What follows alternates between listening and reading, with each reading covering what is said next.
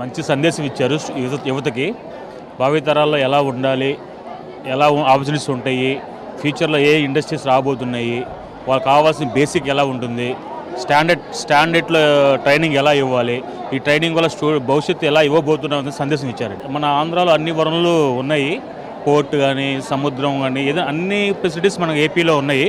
కాబట్టి ముఖ్యమంత్రిగా తీసుకెళ్తున్న సందేశానికి 100% మనం రీచ్ అవుతాం. సార్ అవకాశాలన్నీ కూడా మనకి చేరువలోనే సార్ ఉంచారు. ఎందుకంటే నానుడు ఏ విధంగా ఉండదంటే విద్య లేనివాడు ఎంత పశువు అని చెప్పుకునేవారు.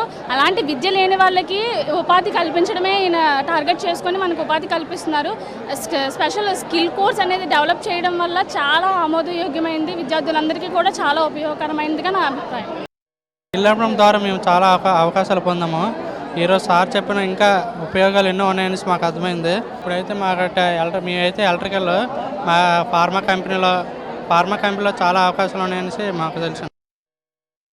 యూత్కి ఎవరైతే 10th పాస్ అయ్యి ఐటీఐ పాస్ అయ్యి డిప్లొమా చేసి ఇంజనీరింగ్ చేస్తున్నారు వీళ్ళందరూ కూడా ఇప్పుడు సార్ చెప్పినట్టుగా ఒకే ప్లేస్లో ఐటీఐ డిప్లొమా ఇంజనీరింగ్ ఒకే దగ్గర పెట్టడం వల్ల ఏంటంటే డిఫరెంట్ స్కిల్స్ అన్ని వాడికి ట్రైన్ అవడానికి ఛాన్సెస్ ఉంటాయి.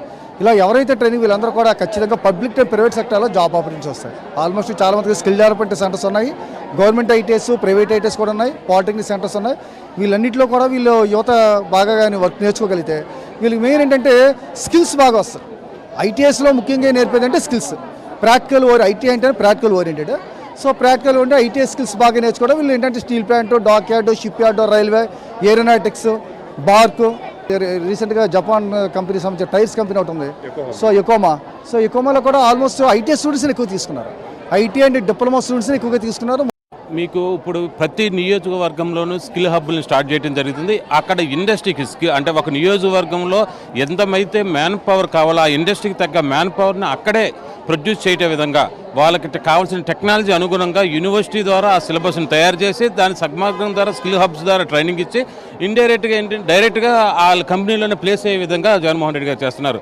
రాష్ట్రంలో ఇండియాలోనే ఏ ముఖ్యమంత్రి చేయలేని విధంగా ఈ రాష్ట్రంలోనే జరుగుతుంది. ఒక వినూత్నమైన ఆలోచన, స్కిల్ హబ్స్ ఉండాలని, స్కిల్ కాలేజెస్ ఉండాలని. ప్రతి పార్లమెంట్ నియోజకవర్గంలో ఇప్పటికే 25 స్కిల్ కాలేజీలు పెట్టడం జరిగింది.